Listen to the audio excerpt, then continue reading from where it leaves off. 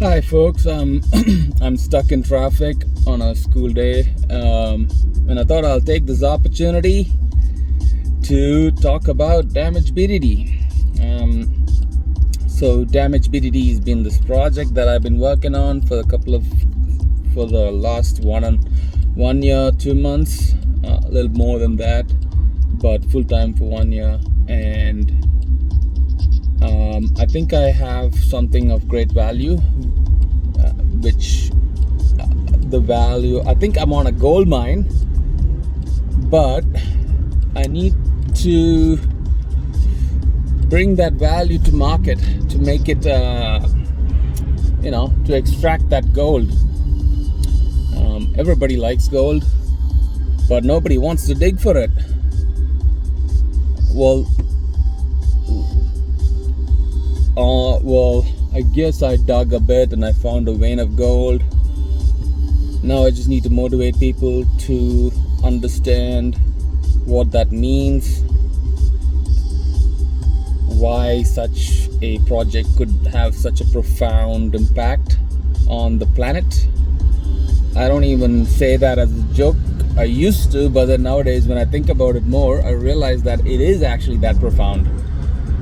And then why can't we think that way? Why can't we imagine that we can solve the problems with technology, not just keep it going, like on a subscription, but then actually solve it permanently? We have the technology to stop all kinds of, conflicts and stuff. Conflict resolution is a fundamental thing in computer science. So conflict resolution at the scale we're talking about, at a planetary scale. Well, we've got technology that scales to planetary levels, so it only stands to reason that we should be able to build something that can cause real change, planetary change. I mean, we have software that scales at a planetary scale. Well, when I say planetary, at least to all the people who have access to internet right now. But now, why do I feel like that? So software is kind of like chemistry in the information domain. So there are only so many ways in which you can fit information in a coherent form. Information doesn't like decoherence.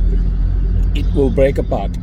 It'll just fall apart. And like what's happening with a lot of systems around the world is just falling into disarray because it's getting ripped apart by all the forces of the planet. Oh, great. So it is kind of a...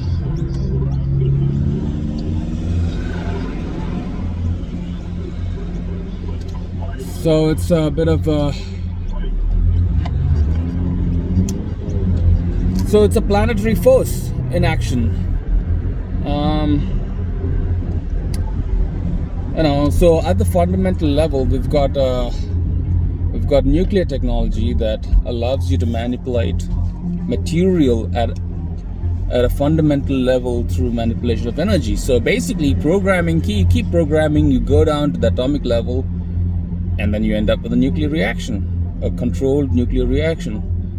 So programming is, in a sense, a controlled nuclear reaction, from a long, distant point of view. Why? Because we've got to design fit the information control flows into a particular kind of way such that the information just scales out like a nuclear reaction, or it folds in like a fusion reaction. Either it explodes outwards or it folds inwards. So both are possible with information also, because you can fold information down and it can, on another dimension. And how does Damage BDD behave like a fusion reaction?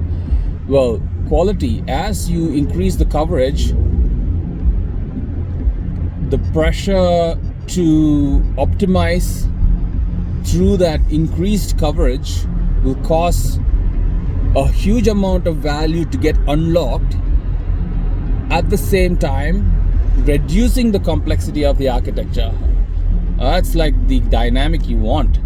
You want a scalable dynamic that, complexity kind of goes down as the problem becomes more clearly defined and optimized.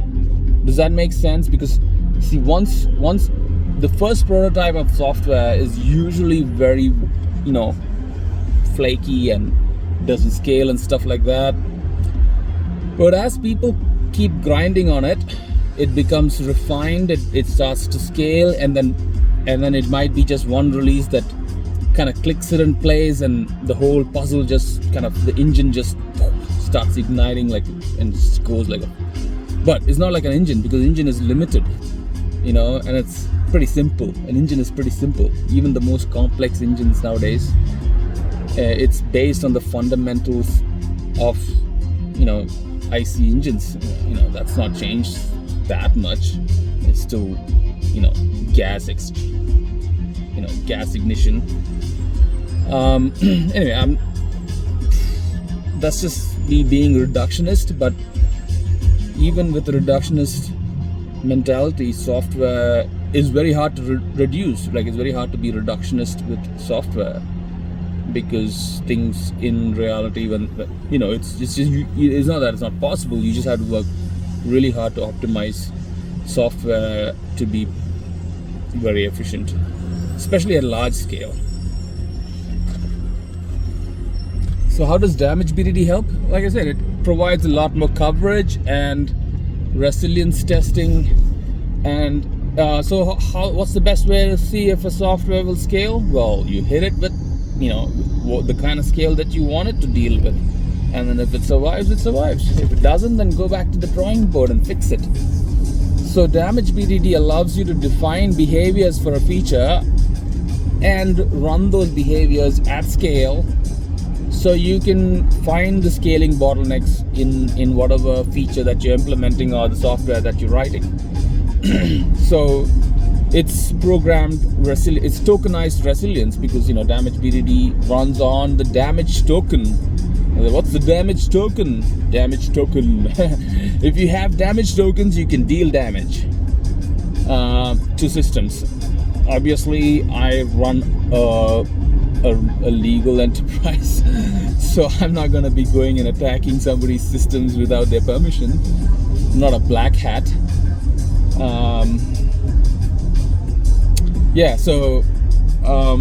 Well, primary reason for damage BDD was a developer's tool. Me being the developer, I've been developing servers for more than 10 years, and I found the Zen of server development, kind of like that, through BDD. I mean, it is the Zen of server development, because you write the behavior into a file, and you keep coding that server until it behaves exactly the way you want it to behave, and then once you got all the behaviors locked down, you just optimize. Now, most of the time is spent in optimization. Out of a 5-year project, 1 year would be spent on development, and the rest of the time would be spent on optimization. It's kind of like a Pareto rule. So, and every change adds more complexity that needs to be optimized. It's a complete constant cycle. So it's a constant, what that translates to in the damage BDD ecosystem at the most, whatever you want to call it. So, if you want to look at it from a liquidity generation point of view, you don't need to have a subscription for damage BDD, because this is one of those things that is a continuous process. So even if the customer does not have a subscription or anything, you don't need to go into subscription mode. I digress. But anyway, what I'm saying is, damage BDD with the combination of damage tokens unlocks a huge potential that is. The software industry is like the car industry in the 1950s. Yeah. So the car that was the peak at that time was the Plymouth Cruiser. So imagine, most of the software that we use are at that level. And that's the end of my trip.